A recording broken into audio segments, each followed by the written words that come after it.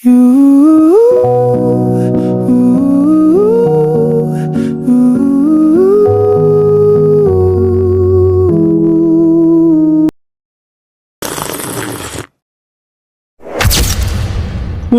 mo ba?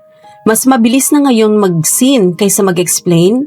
Mas madaling mag-mute kaysa mag-confront. Mas simple mag-disappear kaysa magsabi ng totoo. At kung aamin tayo, minsan nagawa na rin natin, hindi dahil masama tayo, kundi dahil pagod tayo. Pagod sa drama, pagod sa tension, pagod sa paulit-ulit na paliwanag. Ignoring feels like control. Conversation feels like effort. Pero ang hindi pinag-uusapan, hindi nawawala. Nagiging resentment, nagiging assumption, nagiging emotional distance. Hindi ko sinabing kailangan mong sagutin lahat. Boundaries are healthy pero may difference ang boundary sa avoidance.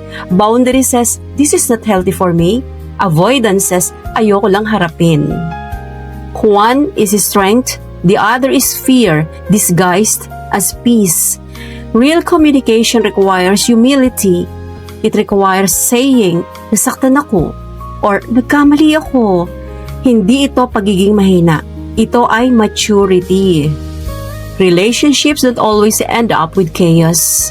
Minsan nauubos lang dahil tumigil ang usapan. Before you choose to ignore, pause. Tanungin ang sarili mo, pinoprotektahan ko ba ang katahimikan ko o iniiwasan ko lang ang discomfort? Remember, clarity is kindness. And in a world full of silence, choosing to communicate is quite strength.